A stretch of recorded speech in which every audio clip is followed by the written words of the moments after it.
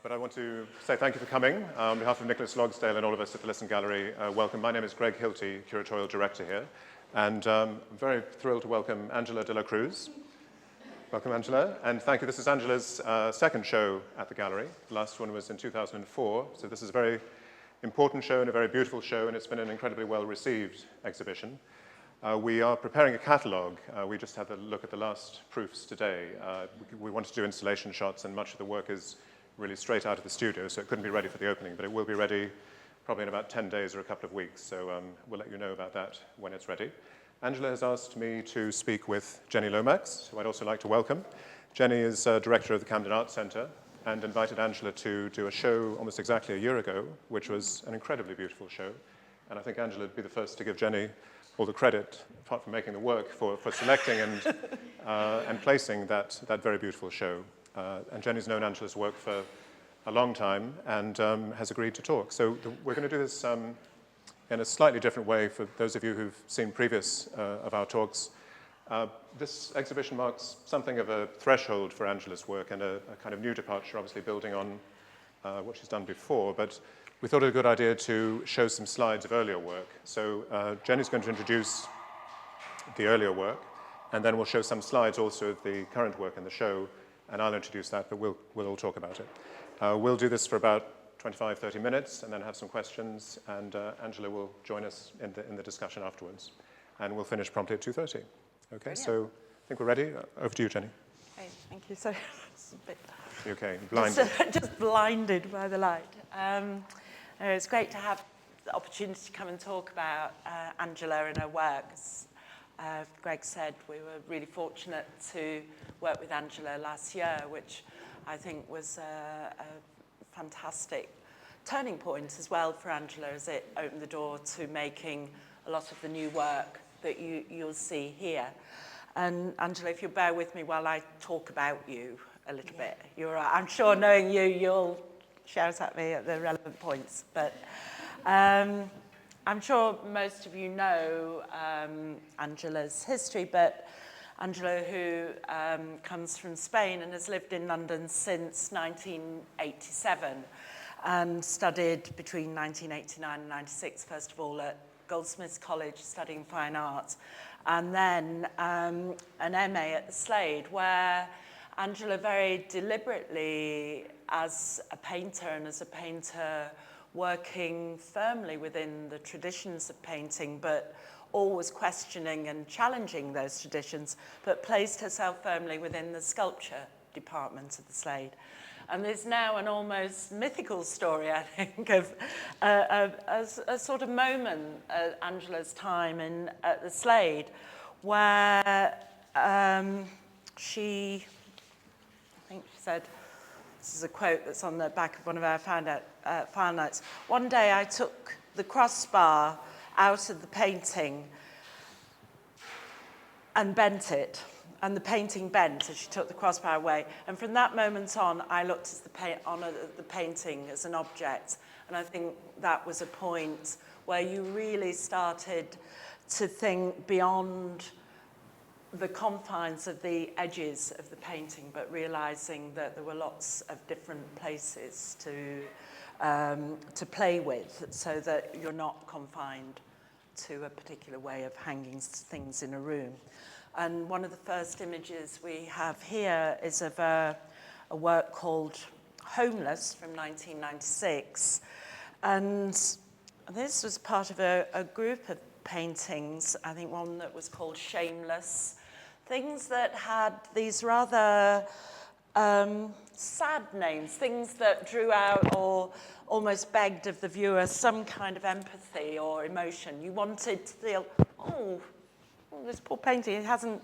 I think Angela talked about this, that as soon as she had broken the structure of this painting, it no longer could sit on the wall. And it was basically a painting without a home, therefore homeless. But it also brought for Angela the idea of the corner as a new space to explore with painting. And I think at this time when you were doing these kind of paintings, Angela, and the small ones that were in the show at Camden, Shameless and so on, there was this I think, view of where you were thinking about ideas of hygiene and cleanliness. I think you even had a job as a cleaner or something at that time.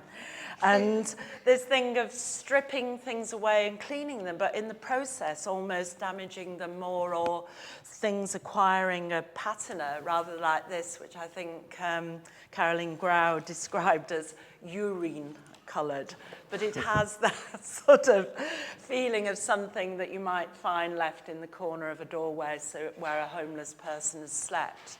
There is a sense of there having been some action or activity other than painting with this work that has caused it to end up in the way that it has. And that, in a way, becomes a sort of way of working for Angela. I think the next slide. I think while we move on to that, there are two characteristics that I could just pick up on, two things you said of this early work that were very strong in everything that we're looking at in the older work. You can see connections with what's happened now, but two things are very strong. One is in the kind of radical break with the painted surface. You did that in a very bold and very ambitious way, a very sculptural way, you know, sticking a painting in the corner. You're playing with scale in a very dramatic way. And that seemed to parallel these really quite deliberately emotive titles. So it was a very strong entry into And in fact, titles, I think you make some statement at some point about the importance of titles, and that very often you use them as a way of justifying the existence of the work, of giving it some other kind of place. And it's interesting, this book, the book that both Greg and I are clutching here, but on the back of this book is a list of titles, and they're very much words that in themselves, when you look at them, conjure up a particular kind of imagery, which I think is something that comes across both in thinking about the titles and looking at the work, that the titles are in themselves are very visual. They create in your head a feeling of an action, or a texture, a feeling, an atmosphere that is different almost than the painting, or part of that painting. Does that make sense? Yeah. There are different categories, aren't there? I made a note of a couple of kinds. Like there's these kinds. There's ashamed, misery, knackered, safe, damaged, which are kind of emotional states. And then there are some that are slightly more anecdotal. Two sisters covered in paint, falling on your own butt. Things like that, which imply more than a state, but a sort of sequence of activities. And then others that are sort of emotive, formal, like minimum and nothing. So there's a kind of range of use of language, it seems, in the titles. But it's a very important element when you think about the work, isn't it? Do you want to move on to the next one? And I suppose that's quite evident in this one, which that the word is an active word. It implies a particular kind of act or action or event or an occurrence of this crash, and where one painting has literally crashed into another. And I suppose that, taking on board what Greg has just been saying about the titles, that there is an idea within quite a number of these paintings this time of the works themselves suffering injury or injustice in some way, that there's an act that either Angela's done to the work, or the work somehow by it being put together has done to itself. And this feeling that somehow the paintings are coming off worse in an environment that's slightly hostile to them, that here they are out in the world, but these events are happening to them, things are happening that creates this kind of collision. And I think, you know, there are lots of feelings, this idea of breaking, of amputating, of cutting, of one thing perhaps being imposed on another. I think there's a work that's called Bully, where you've got one bigger painting that is imposing itself and its power over a smaller painting. So there are these very strong and slightly emotive actions and ideas that are coming forward in the work. There's also, I think, the beginnings of this, when people write about, your work, Angela, that the word anthropomorphic is used a lot, this idea of there being an element of the body relating to the body, or the presence or the absence of the body. And as your work goes on and develops, it becomes more so either a vehicle for your own body, or the sense that there might be a different kind of body, dead or alive, within the work. And that at some point after these paintings, that you start to think about the idea of still lifes as well, and that in the sense of object and of personification, or the idea of the person within the painting. And we don't actually have an image of one, but anybody that saw the show at Camden might remember these large sculptural works where I think there was a table stuffed right inside a painting.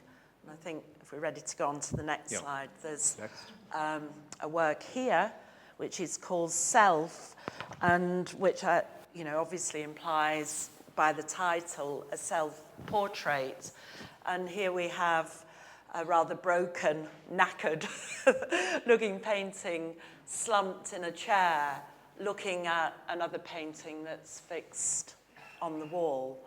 And again, this idea of this rather anthropomorphic sense of this painting being more than a broken painting. It's perhaps this contemplation of what the work is on the wall and what that might possibly be.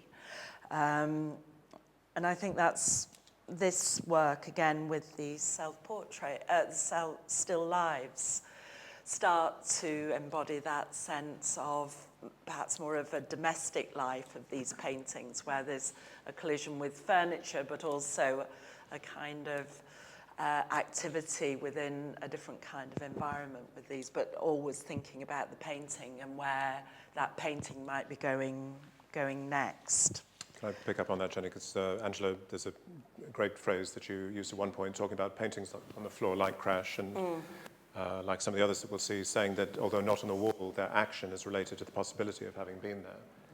And I think that's quite important for two reasons. One, the idea that a painting has an action, that it's not a finished product, but that it kind of carries the tension of its making in it, and it's still a tense and dynamic thing. And the fact that for you, what you do at any time is part of a continuum, not just within your own work, but within a wider history of painting. And I think you're very relaxed about that. It's not an academic exercise, it's a kind of dynamic, current cultural exercise all the time. That seems to come up in that. And so this play between the painting that, it's very literally demonstrated here, the painting that isn't on the wall but could be like the other one. So there's this sort of shift always between the wall and the floor. Possibility. Yeah. And I think as well you talked about that, Angela, in relation to the crumpled works that sit around in corners, the nothings. The nothings, that those are nothings that could be somethings. Is that right? They've got that possibility, even though they feel, I don't know if any of you remember those works that are rather like crumpled up canvases that you might find just hidden around a doorway or in a corner. We have one upstairs on the bookshelf. One upstairs in the bookshelf. But they're called nothings, but they are very definitely the possibility of them being something, and they are indeed something.